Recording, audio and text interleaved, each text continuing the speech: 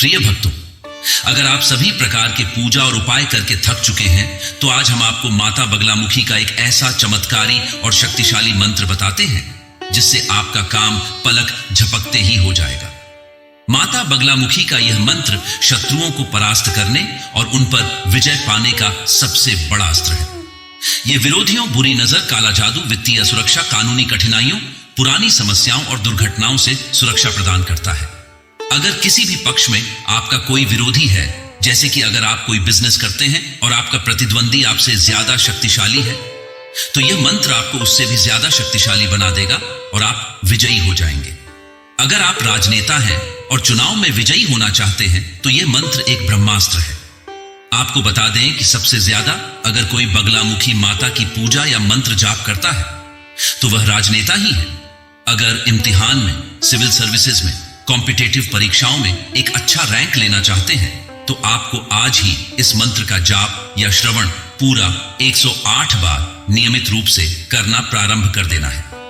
बगलामुखी, जिसे दुश्मनों को शक्तिहीन बनाने वाली देवी के रूप में जाना जाता है, हिंदू धर्म की 10 महाविद्या की 8वीं देवी है।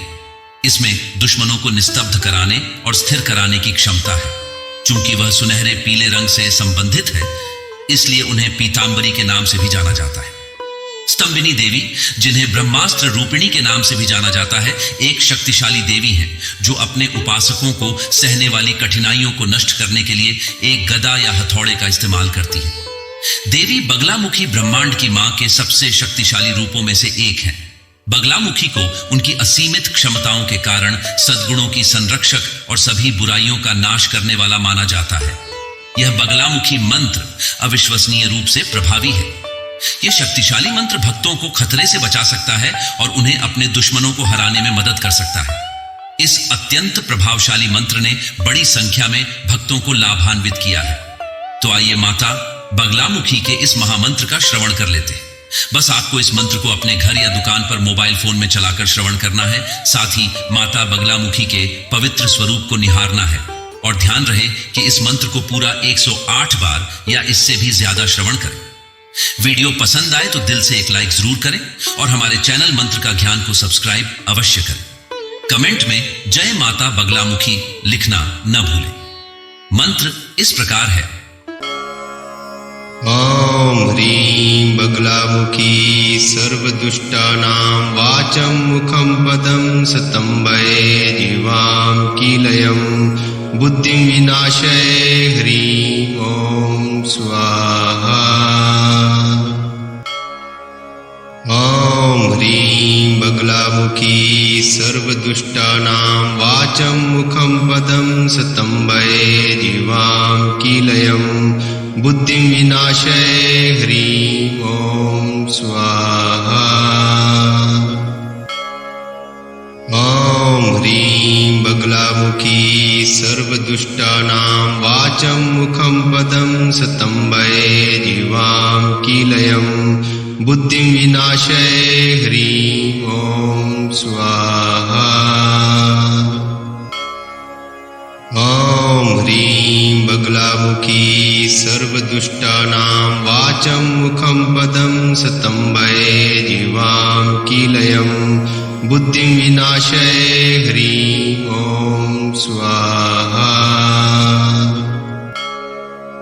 ॐ ह्रीं बगलामुखी सर्वदुष्टानां वाचं मुखं पदं सतम्बये जीवां कीलयं बुद्धिं विनाशय ह्रीं ॐ स्वाहा। ॐ ह्रीं बगलामुखी सर्वदुष्टानां वाचं मुखं पदं सतम्बये जीवां कीलयं बुद्धिं विनाशय ह्रीं ॐ स्वाहा।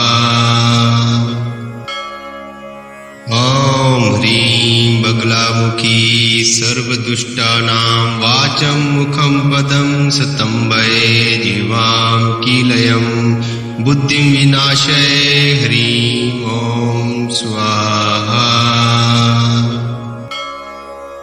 ॐ ह्रीं बगलामुखी सर्वदुष्टानां वाचं मुखं पदं सतम्बये जीवां कीलयं बुद्धिं विनाशय ह्रीं ॐ स्वाहा।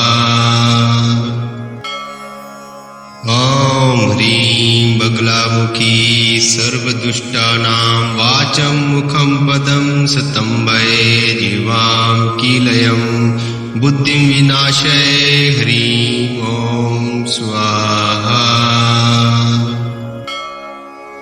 ॐ ह्रीं बगलामुखी सर्वदुष्टानां वाचं मुखं पदं स्तम्भये जीवां कीलयं बुद्धिं विनाशय ह्रीं ॐ स्वाहा।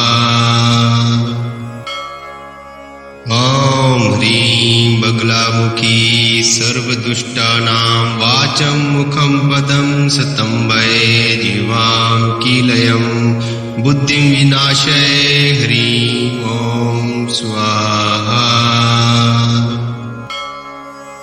ॐ ह्रीं बगलामुखी सर्वदुष्टानां वाचं मुखं पदं स्तम्भये जीवां कीलयं बुद्धिं विनाशय ह्रीं ॐ स्वाहा। ॐ ह्रीं बगलामुखी सर्वदुष्टानां वाचं मुखं पदं स्तम्भये जीवां कीलयं बुद्धिं विनाशय ह्रीं ॐ स्वाहा। ॐ ह्रीं बगलामुखी सर्वदुष्टानां वाचं मुखं पदं स्तम्भये जीवां कीलयं बुद्धिं विनाशय ह्रीं ॐ स्वाहा। ॐ ह्रीं बगलामुखी सर्वदुष्टानां वाचं मुखं पदं स्तम्भये जीवां कीलयं बुद्धिं विनाशय ह्रीं ॐ स्वाहा। ॐ ह्रीं बगलामुखी सर्वदुष्टानां वाचं मुखं पदं स्तम्भये जीवां कीलयं बुद्धिं विनाशय ह्रीं ॐ स्वाहा। ॐ ह्रीं बगलामुखी सर्वदुष्टानां वाचं मुखं पदं स्तम्भये जीवां कीलयं बुद्धिं विनाशय ह्रीं ॐ स्वाहा। ॐ ह्रीं बगलामुखी सर्वदुष्टानां वाचं मुखं पदं स्तम्भये जीवां कीलयं बुद्धिं विनाशय ह्रीं ॐ स्वाहा। ॐ ह्रीं बगलामुखी सर्वदुष्टानां वाचं मुखं पदं स्तम्भये जीवां कीलयं बुद्धिं विनाशय ह्रीं ॐ स्वाहा। ॐ ह्रीं बगलामुखी सर्वदुष्टानां वाचं मुखं पदं स्तम्भये जीवां कीलयं बुद्धिं विनाशय ह्रीं ॐ स्वाहा।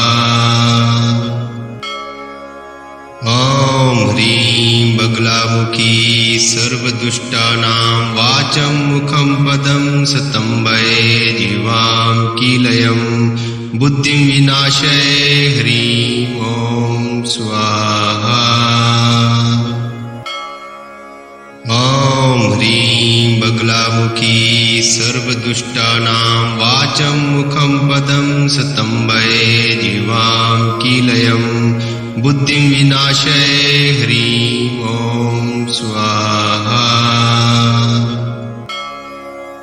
ॐ ह्रीं बगलामुखी सर्वदुष्टानां वाचं मुखं पदं स्तम्भये जीवां कीलयं बुद्धिं विनाशय ह्रीं ॐ स्वाहा। ॐ ह्रीं बगलामुखी सर्वदुष्टानां वाचं मुखं पदं स्तम्भये जीवां कीलयं बुद्धिं विनाशय ह्रीं ॐ स्वाहा।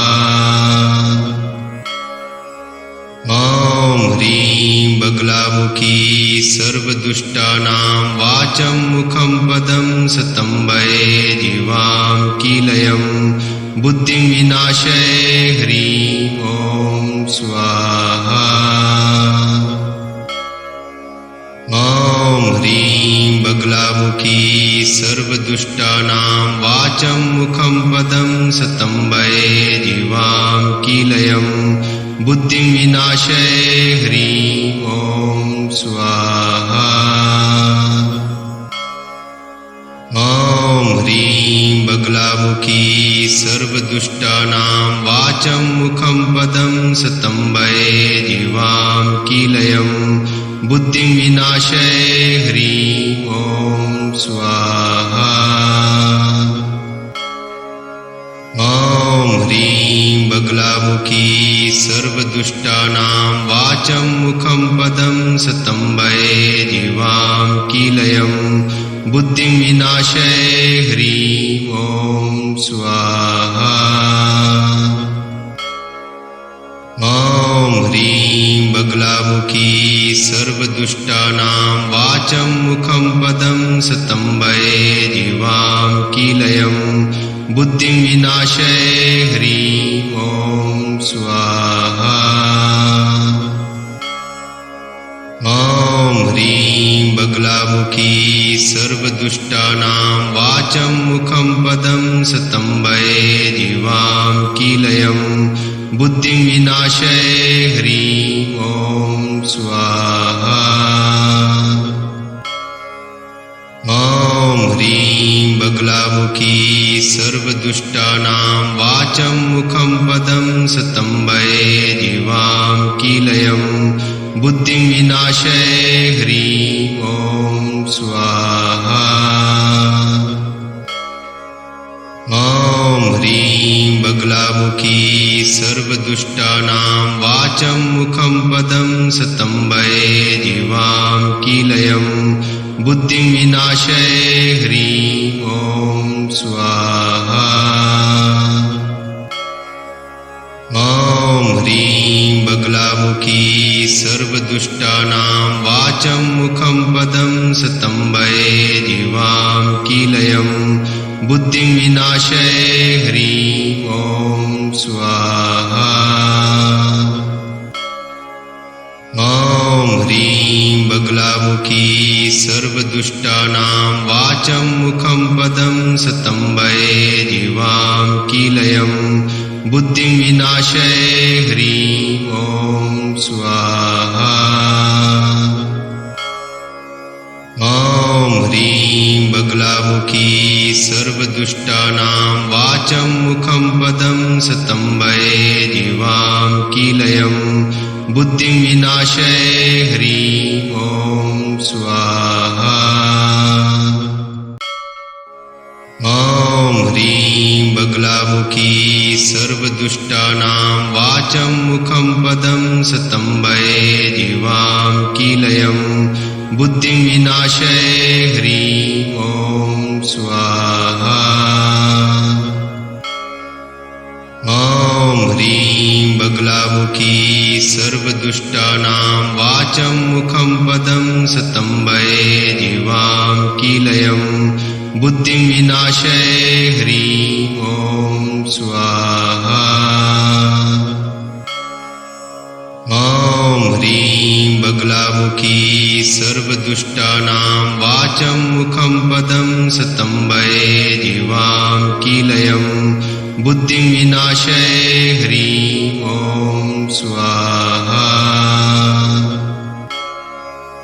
ॐ ह्रीं बगलामुखी सर्वदुष्टानां वाचं मुखं पदं स्तम्भये जीवां कीलयं बुद्धिं विनाशये ह्रीं ॐ स्वाहा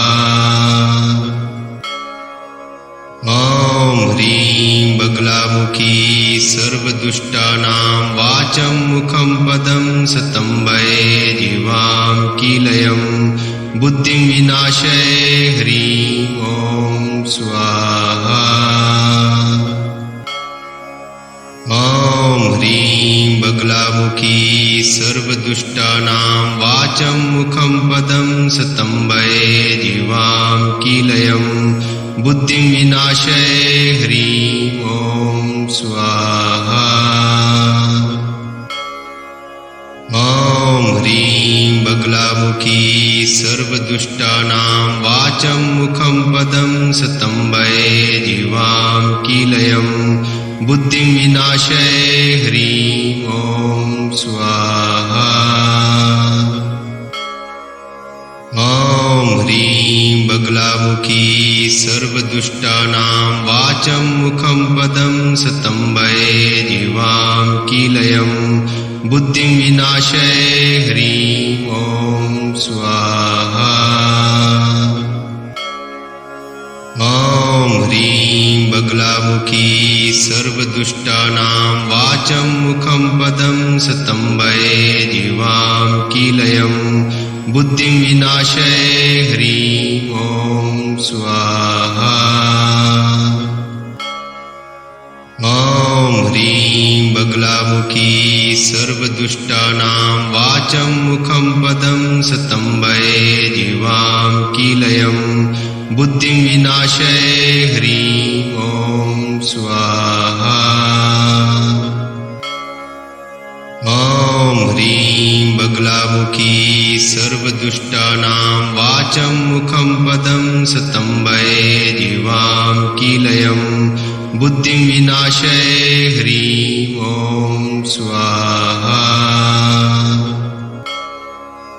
ॐ ह्रीं बगलामुखी सर्वदुष्टानां वाचं मुखं पदं सतम्बये जीवां कीलयं बुद्धिं विनाशय ह्रीं ॐ स्वाहा। ॐ ह्रीं बगलामुखी सर्वदुष्टानां वाचं मुखं पदं सतम्बये जीवां कीलयं बुद्धिं विनाशय ह्रीं ॐ स्वाहा। ॐ ह्रीं बगलामुखी सर्वदुष्टानां वाचं मुखं पदं सतम्बये जीवां कीलयं बुद्धिं विनाशय ह्रीं ॐ स्वाहा। ॐ ह्रीं बगलामुखी सर्वदुष्टानां वाचं मुखं पदं सतम्बये जीवां कीलयं बुद्धिं विनाशय ह्रीं ॐ स्वाहा। ॐ ह्रीं बगलामुखी सर्वदुष्टानां वाचं मुखं पदं सतम्बये जीवां कीलयं बुद्धिं विनाशय ह्रीं ॐ स्वाहा। ॐ ह्रीं बगलामुखी सर्वदुष्टानां वाचं मुखं पदं सतम्बये जीवां कीलयं बुद्धिं विनाशय ह्रीं ॐ स्वाहा। ॐ ह्रीं बगलामुखी सर्वदुष्टानां वाचं मुखं पदं सतम्बये जीवां कीलयं बुद्धिं विनाशय ह्रीं ॐ स्वाहा। ॐ ह्रीं बगलामुखी सर्वदुष्टानां वाचं मुखं पदं सतम्बये जीवां कीलयं बुद्धिं विनाशय ह्रीं ॐ स्वाहा। ॐ ह्रीं बगलामुखी सर्वदुष्टानां वाचं मुखं पदं सतम्बये जीवां कीलयं बुद्धिं विनाशय ह्रीं ॐ स्वाहा। ॐ ह्रीं बगलामुखी सर्वदुष्टानां वाचं मुखं पदं सतम्बये जीवां कीलयं बुद्धिं विनाशय ह्रीं ॐ स्वाहा।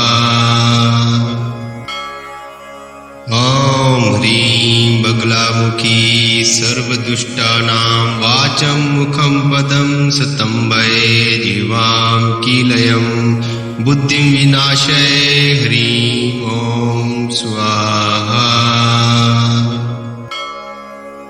ॐ ह्रीं बगलामुखी सर्वदुष्टानां वाचं मुखं पदं स्तम्भये जीवां कीलयं बुद्धिं विनाशय ह्रीं ॐ स्वाहा। ॐ ह्रीं बगलामुखी सर्वदुष्टानां वाचं मुखं पदं स्तम्भये जीवां कीलयं बुद्धिं विनाशय ह्रीं ॐ स्वाहा। ॐ ह्रीं बगलामुखी सर्वदुष्टानां वाचं मुखं पदं स्तम्भये जीवां कीलयं बुद्धिं विनाशय ह्रीं ॐ स्वाहा। ॐ ह्रीं बगलामुखी सर्वदुष्टानां वाचं मुखं पदं स्तम्भये जीवां कीलयं बुद्धिं विनाशय ह्रीं ॐ स्वाहा। ॐ ह्रीं बगलामुखी सर्वदुष्टानां वाचं मुखं पदं स्तम्भये जीवां कीलयं बुद्धिं विनाशय ह्रीं ॐ स्वाहा। ॐ ह्रीं बगलामुखी सर्वदुष्टानां वाचं मुखं पदं स्तम्भये जीवां कीलयं बुद्धिं विनाशय ह्रीं ॐ स्वाहा। ॐ ह्रीं बगलामुखी सर्वदुष्टानां वाचं मुखं पदं स्तम्भये जीवां कीलयं बुद्धिं विनाशय ह्रीं ॐ स्वाहा। ॐ ह्रीं बगलामुखी सर्वदुष्टानां वाचं मुखं पदं स्तम्भये जीवां कीलयं बुद्धिं विनाशय ह्रीं ॐ स्वाहा। ॐ ह्रीं बगलामुखी सर्वदुष्टानां वाचं मुखं पदं स्तम्भये जीवां कीलयं बुद्धिं विनाशय ह्रीं ॐ स्वाहा। ॐ ह्रीं बगलामुखी सर्वदुष्टानां वाचं मुखं पदं स्तम्भये जीवां कीलयं बुद्धिं विनाशय ह्रीं ॐ स्वाहा। ॐ ह्रीं बगलामुखी सर्वदुष्टानां वाचं मुखं पदं स्तम्भये जीवां कीलयं बुद्धिं विनाशय ह्रीं ॐ स्वाहा। ॐ ह्रीं बगलामुखी सर्वदुष्टानां वाचं मुखं पदं स्तम्भये जीवां कीलयं बुद्धिं विनाशय ह्रीं ॐ स्वाहा। ॐ ह्रीं बगलामुखी सर्वदुष्टानां वाचं मुखं पदं स्तम्भये जीवां कीलयं बुद्धिं विनाशय ह्रीं ॐ स्वाहा।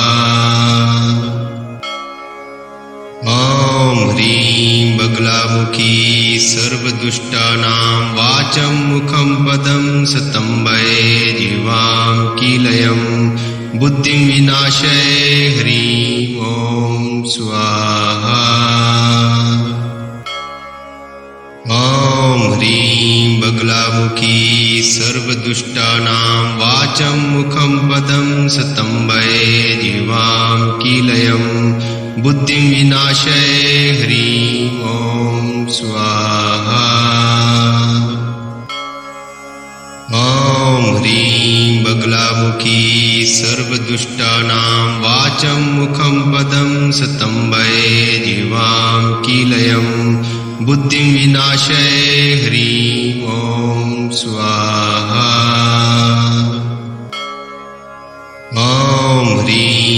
बगलामुखी सर्वदुष्टानां वाचं मुखं पदं स्तम्भये जीवां कीलयं बुद्धिं विनाशय ह्रीं ॐ स्वाहा। ॐ ह्रीं बगलामुखी सर्वदुष्टानां वाचं मुखं पदं स्तम्भये जीवां कीलयं बुद्धिं विनाशय ह्रीं ॐ स्वाहा। ॐ ह्रीं बगलामुखी सर्वदुष्टानां वाचं मुखं पदं स्तम्भये जीवां कीलयं बुद्धिं विनाशय ह्रीं ॐ स्वाहा। ॐ ह्रीं बगलामुखी सर्वदुष्टानां वाचं मुखं पदं स्तम्भये जीवां कीलयं बुद्धिं विनाशय ह्रीं ॐ स्वाहा। ॐ ह्रीं बगलामुखी सर्वदुष्टानां वाचं मुखं पदं स्तम्भये जीवां कीलयं बुद्धिं विनाशय ह्रीं ॐ स्वाहा। ॐ ह्रीं बगलामुखी सर्वदुष्टानां वाचं मुखं पदं स्तम्भये जीवां कीलयं बुद्धिं विनाशय ह्रीं ॐ स्वाहा।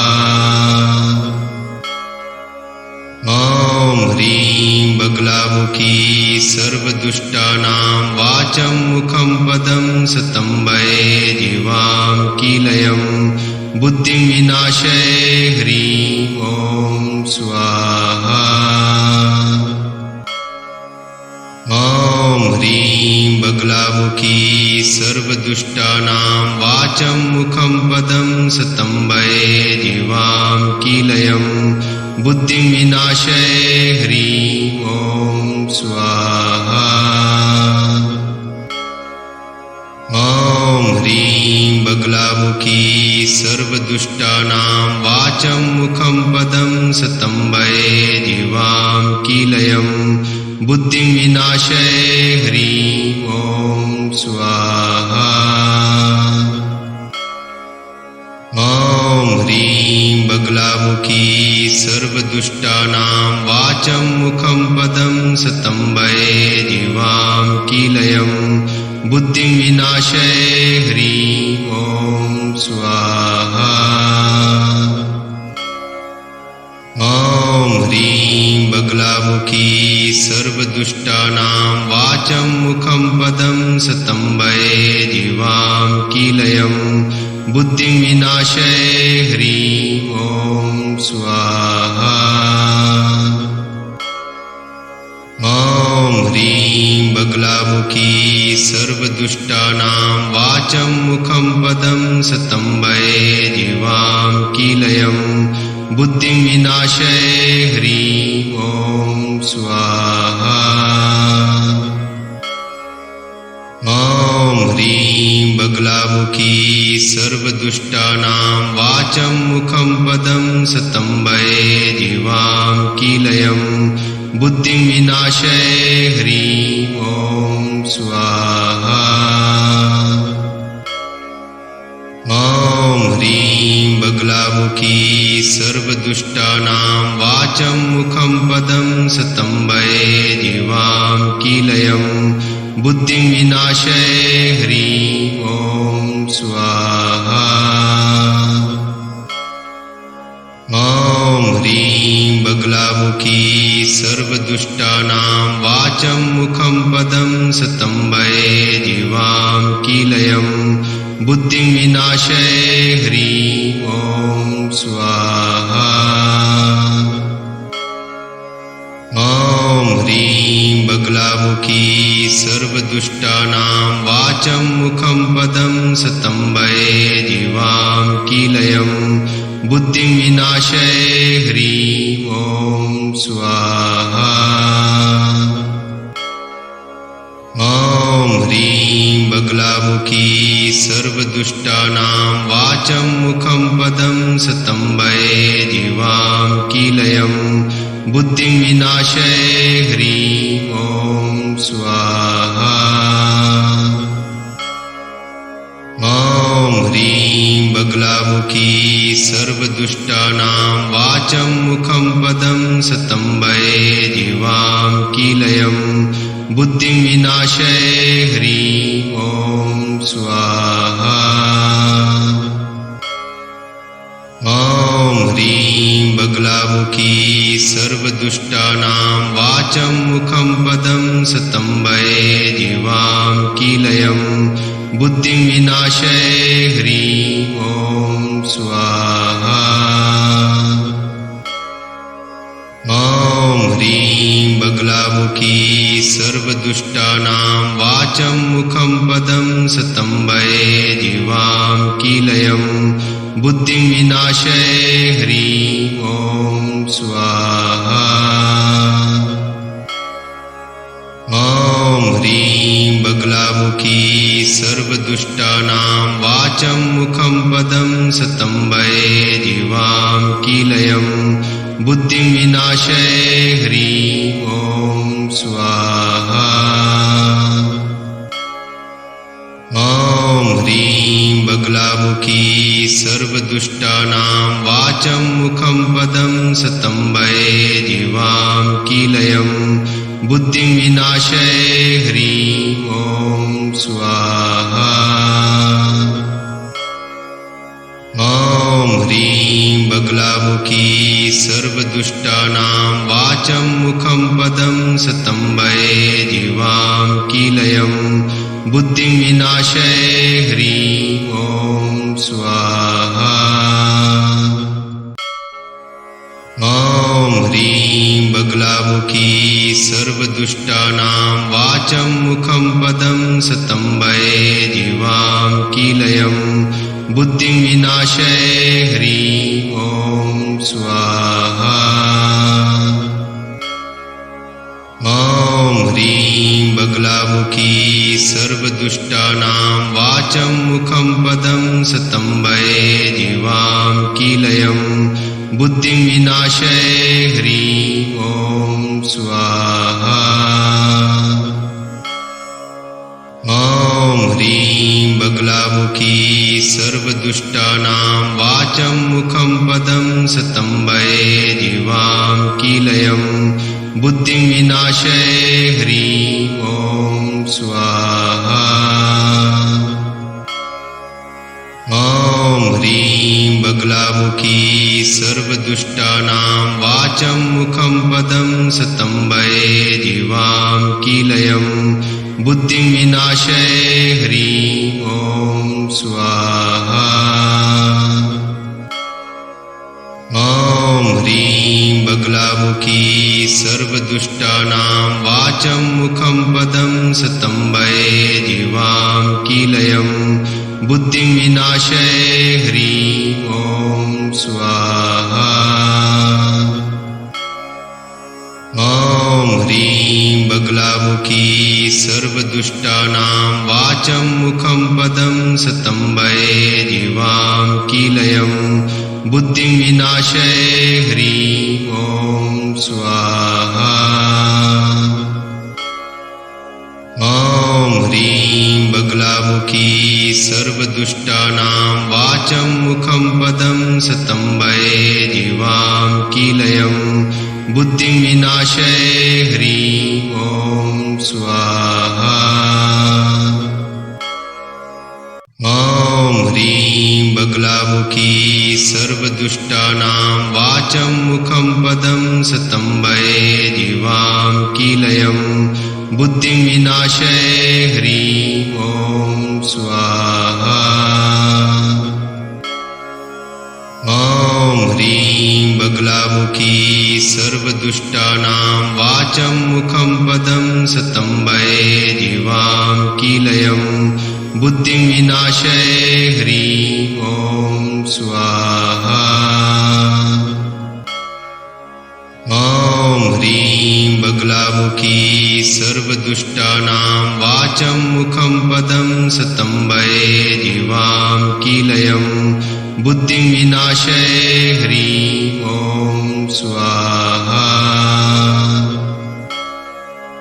ॐ ह्रीं बगलामुखी सर्वदुष्टानां वाचं मुखं पदं स्तम्भये जीवां कीलयं बुद्धिं विनाशय ह्रीं ॐ स्वाहा